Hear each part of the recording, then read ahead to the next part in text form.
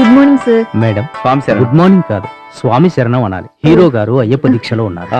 పర్లేదులేండి, ఆవిడకి తెలియదు కదా, తెలియక జరిగిన తప్పు కాదు. కూర్చోండి ప్లీజ్.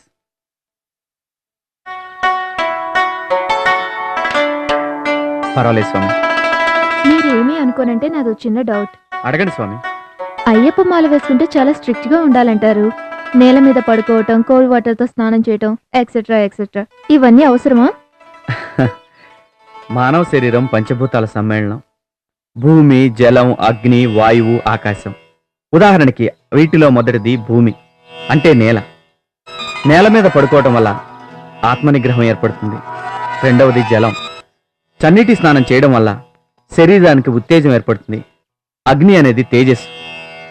శరణఘోషలోంచి పుట్టిందే తేజస్సు. అది చైతన్యాన్ని కలిగిస్తుంది. వాయువు అంటే గాలి. అది ఏకాగ్రతను కలిగిస్తుంది.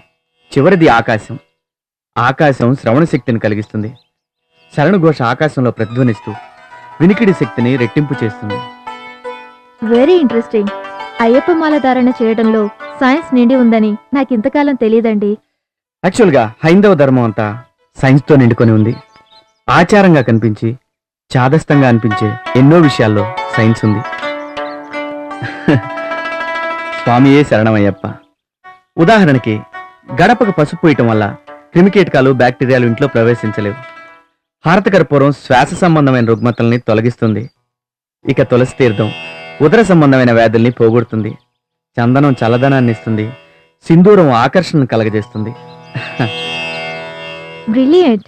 మీ నాలెడ్జ్ కి హ్యాట్స్ ఆఫ్ అండి. స్వామియే స్వామి, శరణమయ్యప్ప. నాదో డౌట్. చెప్పండి. స్వామి కూర్చుని ఉన్నట్టుగా ఫోటోలో ఉంటుంది.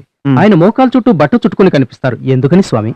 అయ్యప్ప స్వామి కూర్చున్న భంగిమను సుఖాసనం అంటారు. సుఖాసనంలో ఎంతసేపు కూర్చున్నా శరీరానికి అలుపు రాదు.